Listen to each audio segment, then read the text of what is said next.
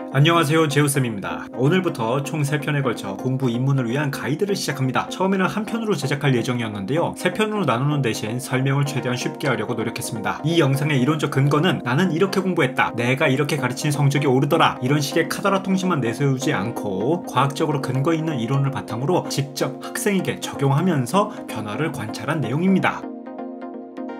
이번 편은 공부하는 누구라도 도움이 될 겁니다. 다음 편부터는 고등과정 입문서를 바탕으로 설명할 거라 중고등학생이 대상이 될 텐데요. 지금까지 벼락치기 위주로 공부해서 공부 내공이 부족한 학생은 이 영상만으로 자신의 문제점을 파악할 수 있습니다. 저는 이번 시리즈가 끝나면 한동안 교재나 도서 리뷰 쪽으로 채널 방향을 고정할 예정이니 이 영상을 통해 꼭 얻어가시는 바가 있었으면 좋겠습니다. 질문은 댓글로 남겨주세요. 시리즈는 총 3편으로 나누겠습니다. 오늘은 공부 입문자들의 착각이랑 그걸 어떻게 바꿀 수 있는지에 대해서 설명할 거고요. 다음 편은 추천 입문서 소개와 공부 예시로 한번 나가보도록 하겠습니다. 마지막 편은 Q&A를 한번 해보도록 할게요. 그럼 지금부터 오늘 이야기 시작하겠습니다.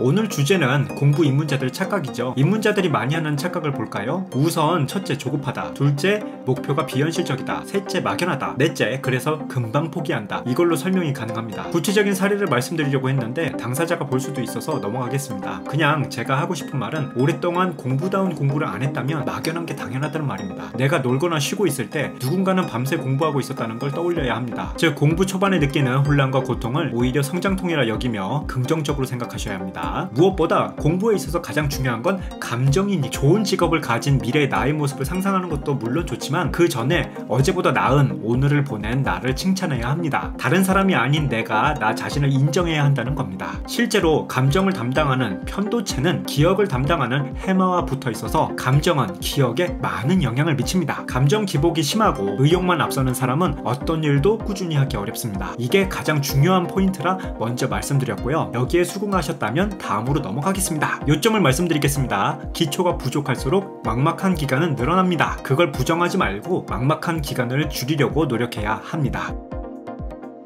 간혹 자기주도 학습을 강조하는 분들이 에빙하우스의 망각곡선을 예로 들어서 복습의 중요성을 말씀하십니다. 우선 에빙하우스의 망각곡선은 순전히 기억에만 초점을 맞춘 실험이기 때문에 암기와 이해 모두 고려해야 하는 공부라는 행위 자체를 정확히 뒷받침할 수는 없습니다. 그래도 복습의 중요성을 잘 보여주기 때문에 자주 거론되죠. 그런데 이 에빙하우스의 망각곡선을 바탕으로 수업 듣고 10분 지나기 전 복습, 하루 뒤 복습, 일주일 뒤 복습, 한 달 뒤 복습, 이걸 플랜에 반영하라는 분들이 있는데요. 개념 읽기, 문제풀이, 오답 분석 등 한 권으로 공부할 수 있는 방식만 최소 3가지가 넘는데 이걸 어떻게 복습하면 되는지 구체적으로 알려주는 분은 적습니다. 그리고 학생의 수준마다, 교재마다 활용 방식은 다를 수밖에 없겠죠. 따라서 실천할 학생의 의지와 수준을 고려하여 복습 주기를 설정하는 게 중요합니다. 요점 말씀드리겠습니다. 반복 학습이 중요한 건 맞지만 지키기 어려운 계획은 세우지 않는 걸 추천합니다. 제가 지금부터 한 가지 비유를 할 건데요, 이 이야기 잘 기억해 주시기 바랍니다. 전래동화 콩쥐파치 중 일부입니다. 어느 날 새 엄마가 콩쥐에게 그러니까 큰 항아리 안에 물을 가득 채워두라 시킵니다. 착한 콩쥐는 열심히 양동이를 들고 우물에 가서 물을 길어와 독 안에 붓습니다. 하지만 몇 차례 열심히 물을 길어온 뒤 확인해 보니 독 아래 난 작은 구멍으로 물이 새는 겁니다. 당황한 콩쥐 앞에 두꺼비가 나타나 구멍을 막아주었고 콩쥐는 두꺼비의 도움으로 독 안에 물을 채울 수 있었습니다. 뜬금없이 웬 전래동화 이야기인가 하실 텐데요, 여기서 그러니까 큰 항아리는 우리 두뇌입니다. 기억 저장소라고도 할 수 있죠. 우물에서 물을 길어오는 과정은 책이나 수업을 통해 지식을 쌓는 과정이라 할 수 있습니다. 우리는 우물에서 물을 길어와 항아리에 부어야 합니다. 여기서 물은 이해하고 암기한 지식입니다. 다시 한번 말합니다. 물은 이해하고 암기한 지식입니다. 이해만 했거나 암기만 한 물은 독 안에 오래 남아있지 않습니다. 왜 그럴까요? 아까 밑 빠진 독이라 말씀드렸죠? 독 아래에 작은 구멍이 있습니다. 그 구멍을 우리는 망각이라 부릅니다. 우리가 저장한 지식 중 일부는 망각을 통해 기억 속에서 사라지게 됩니다. 우리는 이 망각을 최소화하고 최대한 많은 양의 물을 담아 독 안에 물이 가득 차게 해야 합니다. 이 비유로 저는 공부에 관해 상당히 많은 걸 설명할 수 있습니다. 한번 보시죠. 자, 요점 한번 또 말씀드리겠습니다. 망각으로 빠져나가지 않게 지식을 저장해야 합니다.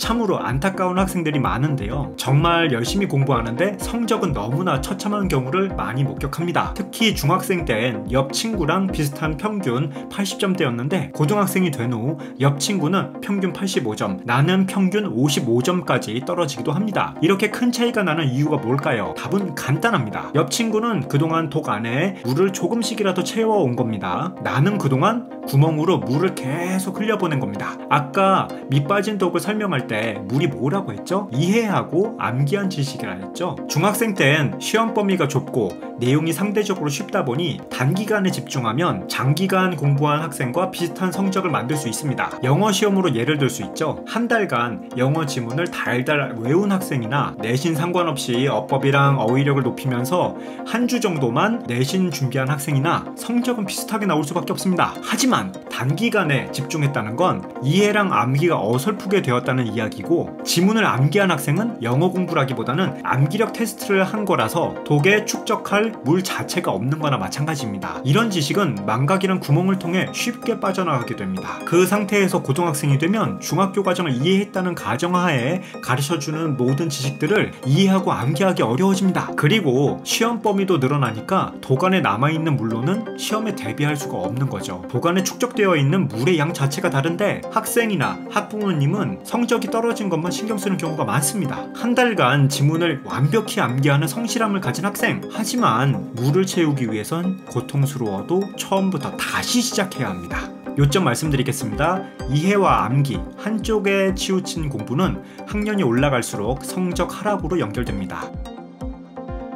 우리가 흔히 공부법이라 일컫는 공부 방식은 대부분 이해와 암기를 잘하는 프로세스를 의미합니다. 이걸 밑빠진 독으로 설명하자면 우물에서 물을 길어오는 방식이라 할 수 있죠. 어떤 공부법은 물을 조금씩 자주 길어오는 방식이고, 어떤 공부법은 한 번에 많은 양의 물을 길어오는 방식입니다. 채우는 물의 양을 늘린다는 점에서 둘 다 좋은 방식인데 한쪽만 옳다고 우기는 사람이 있습니다. 둘 다 꼭 필요한 방식인데요. 처음엔 물을 조금씩 자주 길어오며 공부 근력을 쌓고 어느 정도 공부 근력이 쌓이면 한 번에 많은 양의 물을 길어오는 쪽으로 공부법을 바꿔야 합니다. 이유는 간단합니다. 우리가 공부할 때 공부 과정을 판단하고 지휘하는 전전두엽이란 부위가 있습니다. 이 부위가 요즘 공부 강의하면 자주 언급되는 메타인지를 담당합니다. 그런데 전전두엽은 쉽게 지치는 편이고 사람에 따라 훈련 정도에 따라 쓸 수 있는 시간도 차이가 납니다. 한 번에 많은 양의 물을 길어오는 공부법, 즉 공부에서 이해하고 암기하는 양을 한 번에 최대로 늘리는 공부법, 이건 타고난 두뇌와 강인한 정신력 없이는 처음부터 도전하기 힘든 공부법입니다. 따라서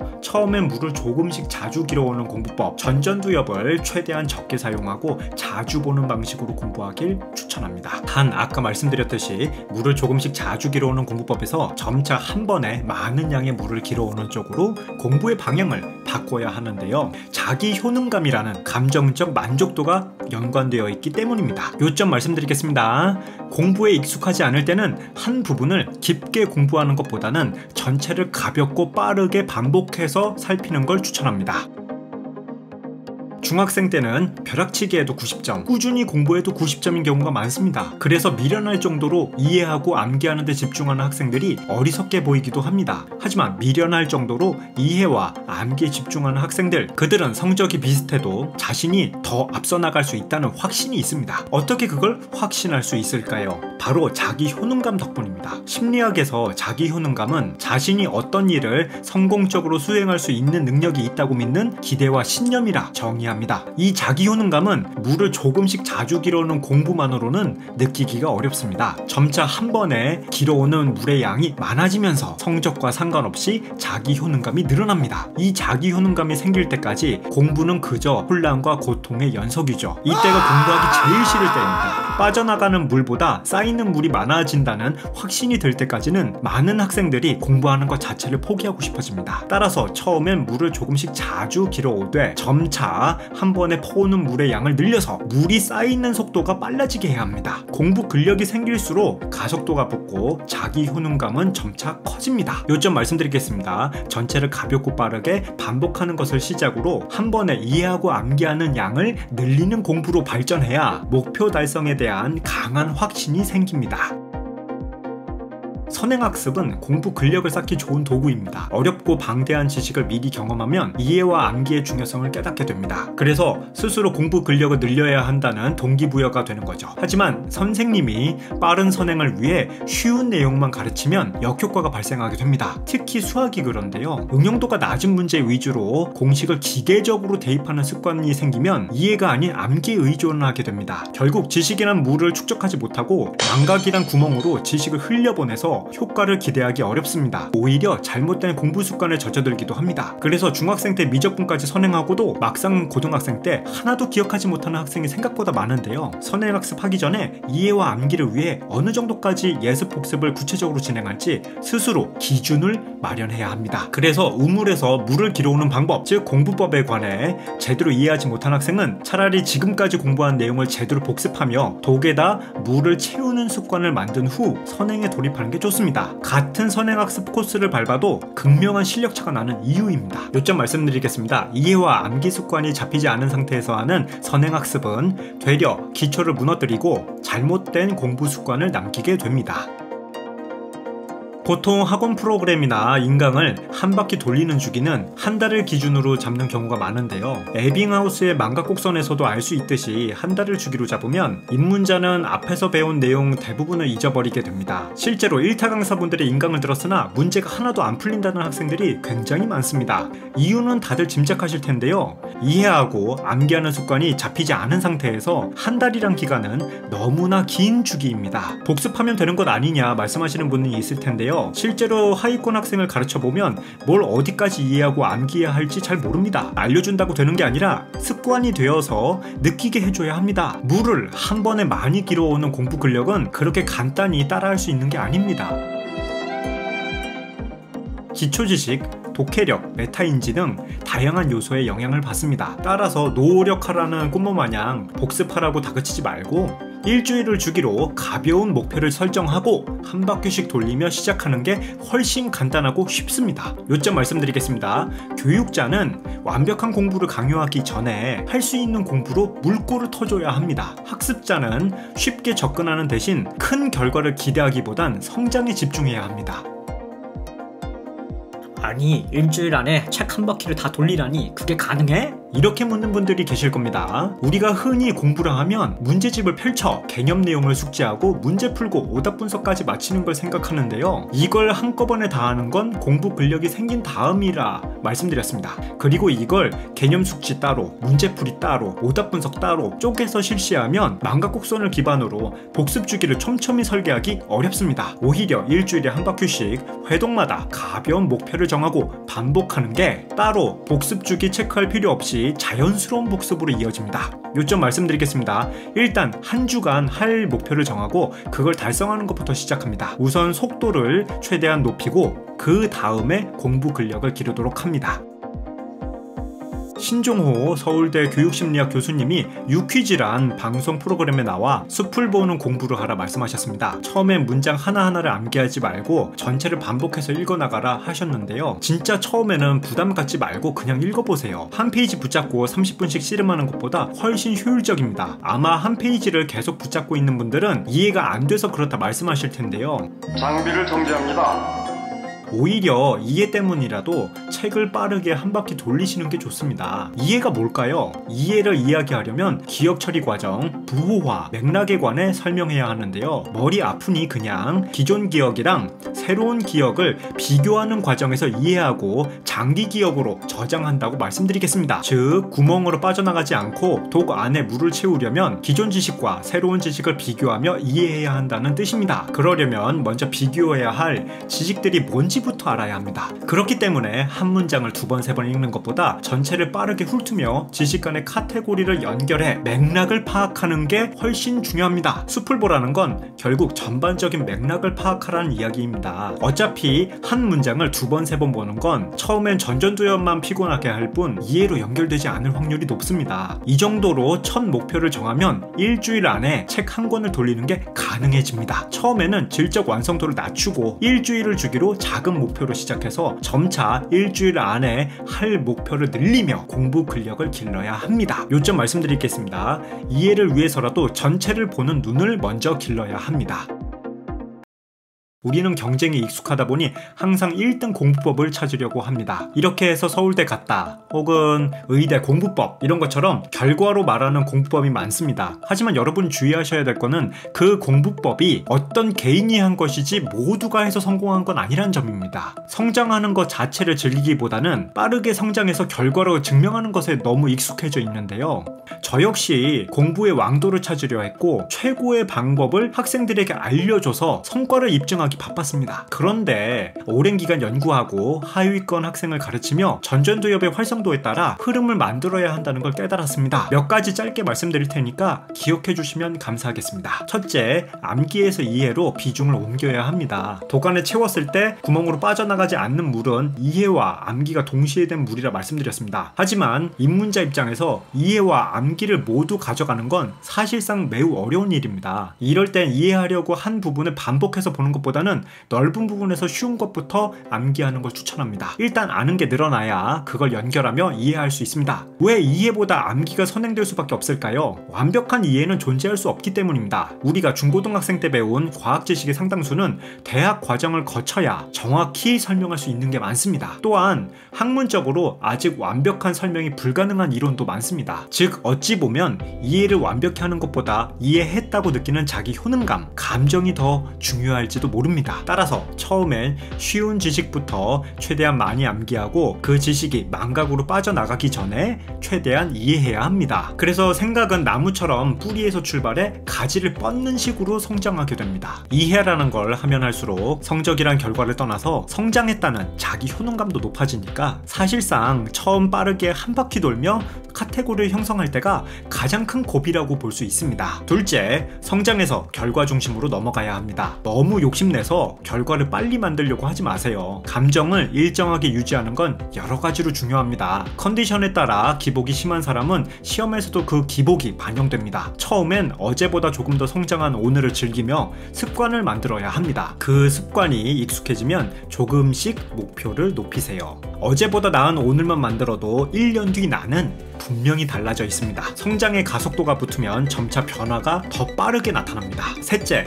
해설지는 처음엔 선생님처럼 나중엔 스포일러처럼 여기셔야 합니다. 예를 들어 개념에서 A는 B다를 배웠다고 칩시다. 그런데 문제에선 A는 C이다가 선지로 나왔습니다. 내용일치 문제라 가정할 때 이 선지는 정답일까요? 아니면 오답일까요? B와 C의 관계를 알지 못하면 이 문제는 푸는 게 의미 없습니다. 그렇다면 문제에 나온 A와 C의 관계, B와 C의 관계는 새로운 지식일 뿐입니다. 따라서 이 관계가 해설지에 나와 있다면 이건 암기해야 할 사항이지 머리로 생각하며 풀어야 될 대상이 아닙니다. 입문서나 기본서에 나온 문제는 대부분 응용 문제라기보다는 추가로 암기해야 할 대상들이 많습니다. 억지로 없는 지식을 머리에서 끄집어내려 하지 말고 해설지를 보세요. 대신 문제 파트에 어떠한 흔적도 남기지 말고 나중에 꼭 한 번 더 풀어봐야 합니다. 처음에 해설지를 선생님처럼 여기며 공부하는 게 좋습니다. 선생님 강의는 꼭 들어야 한다고 말씀하시고 해설지는 절대 보지 말라고 하는 건 상식적으로 말이 되지 않습니다. 하지만 심화 문제, 응용 문제로 넘어갈수록 해설지를 점차 멀리 해야지만 실력이 쌓입니다. 이런 문제들은 개념을 알고 모르고를 물어보는 게 아니라 애초에 개념을 얼마나 제대로 비교할 수 있는지, 응용할 수 있는지, 사고할 수 있는지 그런 걸 묻기 때문에 해설을 암기하는 게 큰 의미가 없습니다. 이때부터는 해설지가 반전 스릴러 영화의 스포일러 역할을 한다 생각하면 됩니다. 이걸 아예 안 보거나 보더라도 아주 작은 힌트만 도움을 받아서 문제를 스스로 해결해야지만 킬러 문항을 대비할 수 있습니다. 즉 처음 입문할 때는 최대한 해설지를 통해 암기할 지식을 뽑아내고 점차 이해 중심으로 공부 방향을 바꾸면서부터는 해설지와 멀어져야 합니다. 요점 말씀드리겠습니다. 암기에서 이해, 성장에서 결과, 해설지 참고에서 멀리하기로 전교 100등이랑 1등은 공부 스타일이 달라지게 됩니다. 어떤가요? 제 설명이 이해되시나요? 아마 예시를 보여드려야지만 완벽히 이해가 되실 겁니다. 그건 다음 주에 입문서부터 소개하면서 보여드리도록 하겠습니다. 그리고 입문서 말고 바로 기본서로 공부하라고 하는 선생님도 계시던데 저는 독학하는 학생은 가급적이면은 입문서를 빠르게 거치고 기본서로 넘어가는 걸 추천합니다. 입문서는 설명이 쉽고 핵심만 모아뒀기 때문에 이해와 암기가 쉬운 만큼 독 안에 물을 채우기 정말 좋은 도구 좋으니까요. 선택은 본인 몫이지만 자기 효능감을 빨리 느끼는 게 가장 중요하다고 생각합니다. 어제보다 성장한 오늘을 맞이하기 바라며 이만 영상을 마치겠습니다. 감사합니다.